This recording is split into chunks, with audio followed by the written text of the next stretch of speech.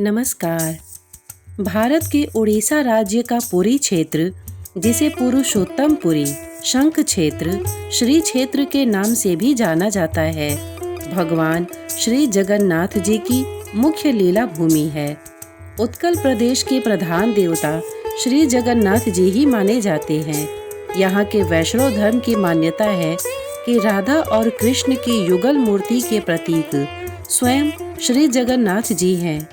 इसी प्रतीक के रूप श्री जगन्नाथ से संपूर्ण जगत का उद्भव हुआ है। श्री जगन्नाथ जी पूर्ण परात्पर भगवान हैं और श्री कृष्ण उनकी कला का एक रूप हैं। ऐसी मान्यता श्री चैतन्य महाप्रभु के शिष्य पंच सखाओं की है। पूर्ण परात्पर भगवान श्री जगन्नाथ जी की रथ यात्रा आषाढ़ शुक्ल द्वितीया को जगन्नाथपुरी में आरंभ होती है। यह रथ यात्रा पुरी का प्रधान पर्व भी है। इसमें भाग लेने के लिए, इसके दर्शन लाभ के लिए हजारों लाखों की संख्या में बाल, वृद्ध, युवा, नारी देश के सुदूर प्रांतों से आते हैं। पर्यटन और धार्मिक महत्व। इस स्थान का धार्मिक महत्व जगन्नाथ का मंदिर है, जिसे कबीर परमात्मा ने डूबने से बचाया था। समुद्र श्री कृष्ण जी से त्रेता युग का बदला, जब श्री राम जी ने समुद्र का अपने अग्निबाण से अपमान किया था, लेना चाहता था, परंतु परमात्मा कबीर जी ने काल को वचन दिया था कि पुरी में मंदिर को डूबने से बचाऊंगा। तभी से यह मंदिर आज तक विद्यमान है। यहाँ की मूर्ति, स्थापत्य कला और समुद्र का मनोरम किनारा पर्यटकों को आकर्षित करने के लिए पर्याप्त है। कोणार्क का अद्भुत सूर्य मंदिर, भगवान बुद्ध की अनुपम मूर्तियों से सजा धौलगिरी और उदयगिरी की गुफाएं, जैन मुनियों की तपस्थली खंडगिरी की गुफाएं, लिंगराज, साक्षी गोपाल और भगवान जगन्नाथ के मंदिर दर्शनीय हैं। पुरी और चंद्रभागा का मनोरम समुद्री किनारा, चंदन तालाब, जनकपुर और नंदन कानन अभयारण्य बड़ा ही मनोरम और दर्शनीय है। शास्त्रों और पुराणों में भी रथ यात्रा की महत्ता को स्वीकार किया गया है। स्कंद पुराण में स्पष्ट कहा गया है कि रथ यात्रा में जो व्यक्ति श्री जगन्नाथ जी के नाम का कीर्तन करता हुआ गुंडीचा नगर तक जाता है, वह पुनर्जन्म से मुक्त हो जाता है। जो व्यक्ति श्री जगन्नाथ जी का दर्शन करते हुए, प्रणाम करते हुए मार्ग के धूल कीचड़ आदि में लोट लोट कर जाते हैं, वे सीधे भगवान श्री विष्णु के उत्तम धाम को जाते हैं। जो व्यक्ति गुंडीचा मंडप में रथ पर विराजमान श्री कृष्ण, बलराम और सुभद्रा देवी के दर्शन दक्षिण दिशा को आते हुए करते हैं, वे मोक्ष को प्राप्त होते हैं। रथ यात्रा एक ऐसा पर्व है जिसमें भगवान जगन्नाथ चलकर जनता के बीच आते हैं और उनके दुख सुख में सहभागी होते हैं। सब मनीषा मोर प्रजा, सब मनुष्य मेरी प्रजा हैं, ये उनके उद्गार हैं। भगवान जगन्नाथ तो पुरुषोत्तम हैं। उनमें श्री राम, श्री कृष्ण, बुद्ध, महायान का शून्य और अद्वैत का ब्रह्म समाहित है। उनके अनेक नाम हैं, वे पतित पावन हैं। महाप्रसाद का गौरव। रथ यात्रा में सबसे आगे ताल ध्वज पर श्री बलराम, उसके पीछे पद्म ध्वज रथ पर माता सुभद्रा व सुदर्शन चक्र और अंत में गरुड़ ध्वज पर या नंदी घोष नाम के रथ पर श्री जगन्नाथ जी सबसे पीछे चलते हैं। ताल ध्वज रथ 65 फीट लंबा, 65 फीट चौड़ा और 45 फीट ऊंचा है। इसमें 7 फीट व्यास के 17 पहिए लगे हैं। बलभद्र जी का रथ ताल ध्वज और सुभद्रा जी का रथ देवलन जगन्नाथ जी के रथ से कुछ छोटे हैं। संध्या तक ये तीनों ही रथ मंदिर में जा पहुंचते हैं। अगले दिन भगवान रथ से उतरकर मंदिर में प्रवेश करते हैं और 7 दिन वहीं रहते हैं। गुंडीचा मंदिर में इन 9 दिनों में श्री जगन्नाथ जी के दर्शन को आड़प दर्शन कहा जाता है। श्री जगन्नाथ जी के प्रसाद को महाप्रसाद माना जाता है। जबकि अन्य तीर्थों के प्रसाद को सामान्यतः प्रसाद ही कहा जाता है। श्री जगन्नाथ जी के प्रसाद को महाप्रसाद का स्वरूप महाप्रभु वल्लभाचार्य जी के द्वारा मिला। कहते हैं कि महाप्रभु वल्लभाचार्य की निष्ठा की परीक्षा लेने के लिए उनके एकादशी व्रत के दिन पुरी पहुंचने पर मंदिर में ही किसी ने प्रसाद दे दिया। महाप्रभु ने प्रसाद हाथ में लेकर स्तवन करते हुए दिन के बाद रात्रि भी बिता दी। अगले दिन द्वादशी को स्तवन की समाप्ति पर उस प्रसाद को ग्रहण किया और उस प्रसाद को महाप्रसाद का गौरव प्राप्त हुआ। नारियल, लाई, गजा मूंग और मालपुआ का प्रसाद विशेष रूप से इस दिन मिलता है। जनकपुर मौसी का घर। जनकपुर में भगवान 10 अवतार का रूप धारण करते हैं। विभिन्न धर्मों और मतों के भक्तों को समान रूप से दर्शन देकर तृप्त करते हैं। इस समय उनका व्यवहार सामान्य मनुष्यों जैसा होता है।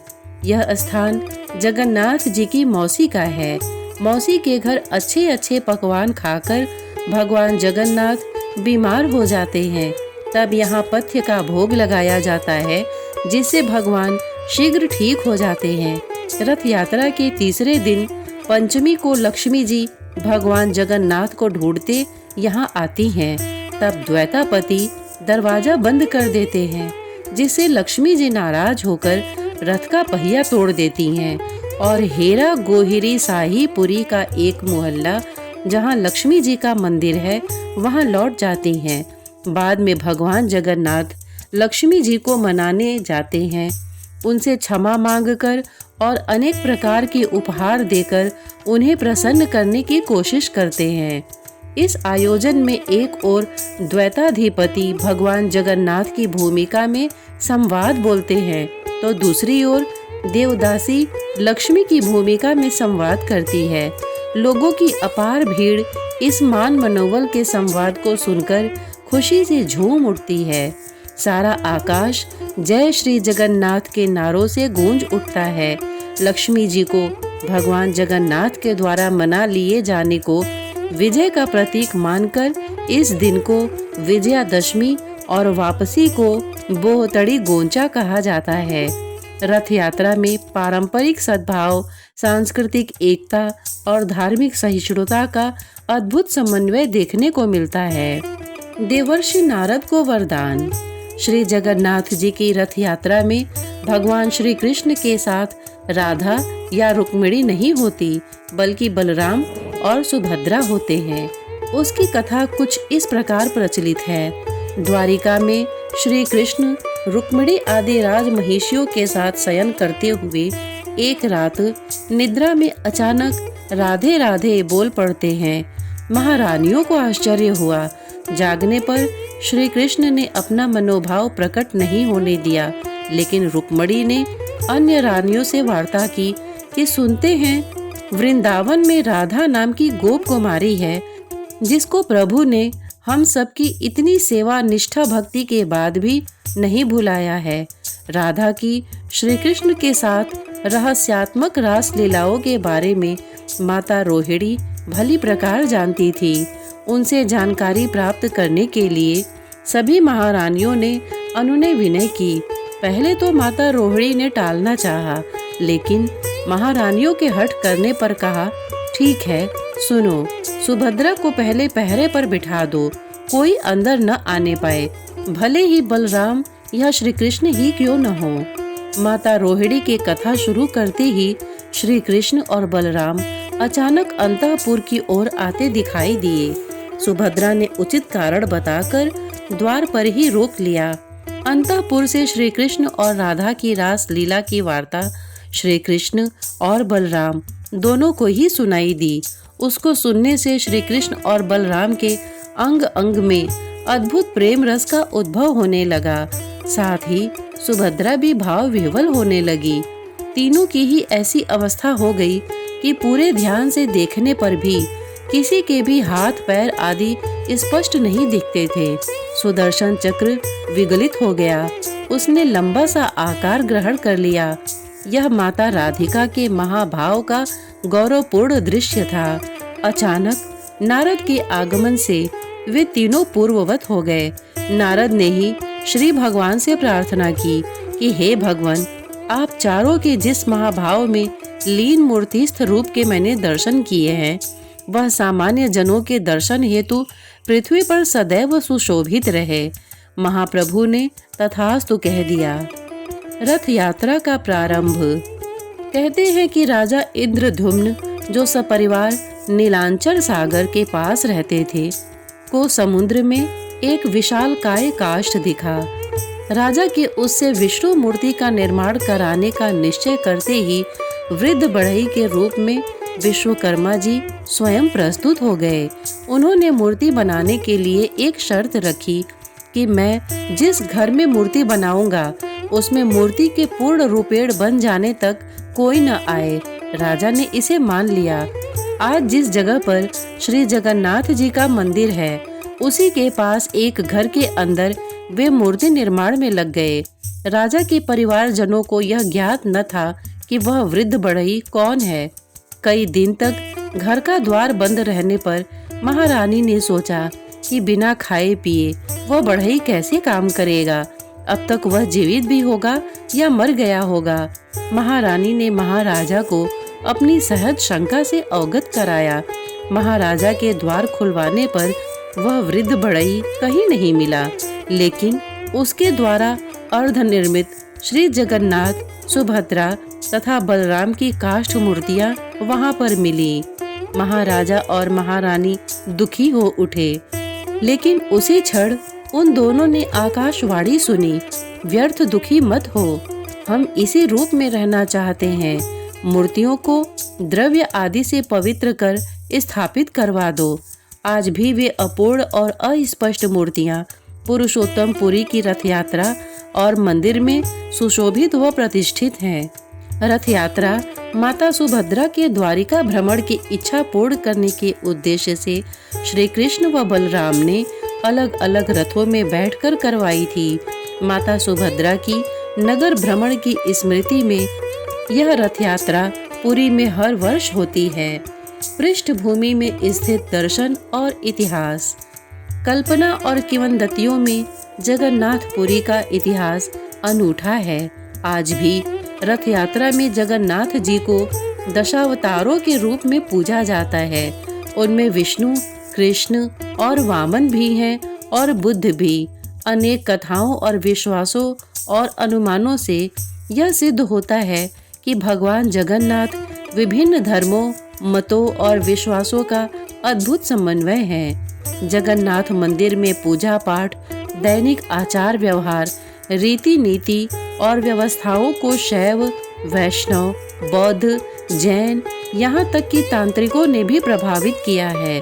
भुवनेश्वर के भास्करेश्वर मंदिर में अशोक स्तंभ को शिवलिंग का रूप देने की कोशिश की गई है।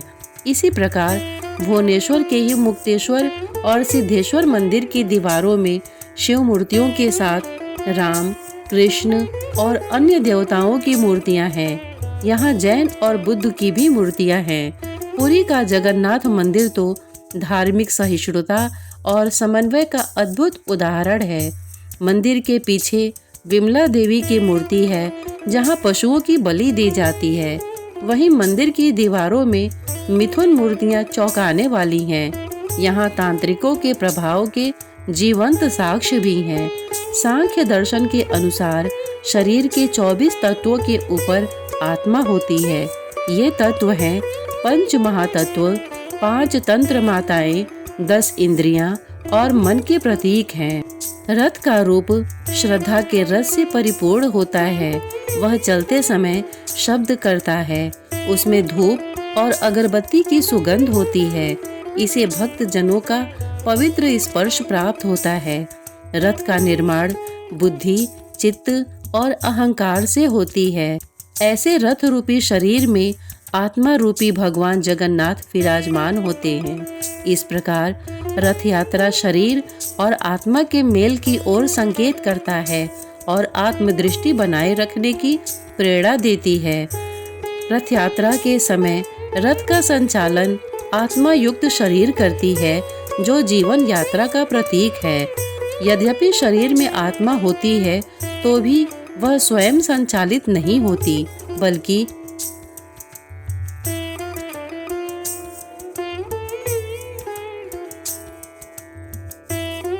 उसे माया संचालित करती है। इसी प्रकार भगवान जगन्नाथ के विराजमान होने पर भी रथ स्वयं नहीं चलता, बल्कि उसे खींचने के लिए लोक शक्ति की आवश्यकता होती है। संपूर्ण भारत में वर्ष भर होने वाले प्रमुख पर्वों होली, दीपावली, दशहरा, रक्षाबंधन, ईद, क्रिसमस, वैशाखी की ही तरह पुरी का रथ यात्रा का पर्व भी महत्वपूर्ण है। पुरी का प्रधान पर्व होते हुए भी यह रथ यात्रा पर्व पूरे भारतवर्ष में लगभग सभी नगरों में श्रद्धा और प्रेम के साथ मनाया जाता है। जो लोग पुरी की रथ यात्रा में नहीं सम्मिलित हो पाते, वे अपने नगर की रथ यात्रा में अवश्य शामिल होते हैं। रथ यात्रा के इस महोत्सव में जो सांस्कृतिक और पौराणिक दृश्य उपस्थित होता है, उसे प्रायः सभी देशवासी सौहार्द, भाईचारे और एकता के परिप्रेक्ष्य में देखते हैं। जिस श्रद्धा और भक्ति से पुरी के मंदिर में सभी लोग बैठकर एक साथ श्री जगन्नाथ जी का महाप्रसाद प्राप्त करते हैं, उससे वसुधैव कुटुंबकम का महत्व स्वयं परिलक्षित होता है। उत्साहपूर्वक श्री जगन्नाथ जी का रथ खींचकर लोग अपने आप को धन्य समझते हैं। श्री जगन्नाथपुरी की यह रथ यात्रा सांस्कृतिक एकता और सहज सौहार्द की एक महत्वपूर्ण कड़ी के रूप में देखी जाती है। जगन्नाथ सृजन की कथा। उड़ीसा प्रांत में एक राजा इंद्रदमन का राज्य था। वे श्री कृष्ण के एकमेव अनुरागी थे। राजा को श्री कृष्ण जी ने स्वप्न में साक्षात्कार दिया, जिसमें श्री कृष्ण ने एक मंदिर बनाने और उसमें गीता उपदेश की इच्छा व्यक्त की। राजा इंद्रदमन ने आदेश के अनुसार मंदिर बनाया, लेकिन समुद्र ने हर बार मंदिर तोड़ने की प्रक्रिया जारी रखी। इस प्रकार 5 बार तक देव सदन टूट गया। राजा हताश होकर बैठ गए और पुनः मंदिर न बनवाने का निर्णय लिया। राजकोष रिक्त हो चला था। कबीर परमेश्वर ने ज्योति निरंजन को मंदिर निर्माण के लिए वचन दिया था। वचनानुसार कबीर देव राजा इंद्रदमन के समक्ष सामान्य रूप में प्रकट हुए एवं मंदिर बनाने का आग्रह किया, किंतु राजा ने कृष्ण जी को सर्वोपरि कहते हुए मना किया कि जब कृष्ण जी ही अम्बुज को नहीं रोक पाए तो कौन रोक सकता है भला। यह सुनकर कबीर साहब अपने रहने का स्थान बताकर वहां से प्रस्थान कर गए। राजा को स्वप्न में पुनः श्री कृष्ण का साक्षात्कार हुआ और श्री कृष्ण ने कहा कि वे संत साधारण संत नहीं हैं तथा अनन्य भक्ति के स्वामी हैं। आदेश पाकर राजा इंद्रदमन ने कबीर देव से पुनः प्रार्थना की। कबीर देव आए और एक चबूतरे का निर्माण करवाया, जिस पर बैठकर उन्होंने भक्ति की। मंदिर बनते ही पुनः समुद्र का आगमन हुआ, किंतु कबीर परमेश्वर ने उसे हाथ उठाकर रोक दिया। कबीर साहब से समुद्र ने आगे बढ़ने की विनती की, किंतु कबीर साहब ने उसे वहीं रोका और दूर जाने के लिए कहा। समुद्र अपमान से भरा हुआ था, क्योंकि श्री राम ने धनुष उठाकर त्रेता युग में उसे हटने के लिए कहा था। तब कबीर साहब ने उससे कहा कि आप मंदिर को नहीं तोड़ पाओगे। समुद्र देव के प्रार्थना करने पर कबीर साहब ने उसे अपना बदला द्वारिका को डुबो कर लेने के लिए कहा। तब समुद्र वहां से पीछे हट गया और द्वारिका जाकर उसने विध्वंस मचाया। मंदिर निर्माण के कार्य के समय एक नाथपंथी सिद्ध वहां आए और मंदिर में मूर्ति की स्थापना का आदेश दिया। राजा इंद्रदमन ने प्रार्थना की और उन्हें अपने स्वप्न के आदेश से अवगत कराया। सिद्ध ने स्वप्न को नकारते हुए मूर्ति रखने का आदेश दिया। राजा ने श्राप के भयवश मूर्तियों के निर्माण का आदेश दिया, किंतु जैसे ही मूर्ति बनकर तैयार होती, स्वतः ही खंडित होकर गिरने लगती। राजा पुनः संकट में निराश हो चले। तब कबीर देव पुनः एक जीर्ण शरीरधारी मूर्तिकार के रूप में राजा के समक्ष प्रकट हुए। राजा से अनुमति लेकर एक बंद कमरे में मूर्तियों का निर्माण करने लगे, किंतु यह शर्त रखी कि कोई भी मूर्ति बनने से पहले उनका ध्यान भंग नहीं करेगा। आज भी मंदिर जाने वाले श्रद्धालु और पंडित इस सत्य से अनजान हैं। वे हर प्रश्न को जगन्नाथ की लीला वाक्यांश से उत्तर देते हैं, अपने मन से बनाई गई कथा कहानियों का वास्ता देते हैं, जिनका कोई शास्त्र सम्मत प्रमाण भी नहीं है और न ही सत्य है। वहाँ पर ऐसे प्रमाण आज भी हैं। जिस पत्थर पर बैठकर कबीर परमेश्वर ने मंदिर को बचाने के लिए समुद्र को रोका था, वह आज भी विद्यमान है। उसके ऊपर एक यादगार रूप में गुंबज बना रखा है। वहाँ पर बहुत पुरातन महंत परंपरा से एक आश्रम भी विद्यमान है। श्रोतागण, इतने धैर्य से इसे सुनने के लिए आपने अपना बहुमूल्य समय दिया, इसके लिए आपका बहुत बहुत धन्यवाद। नमस्कार।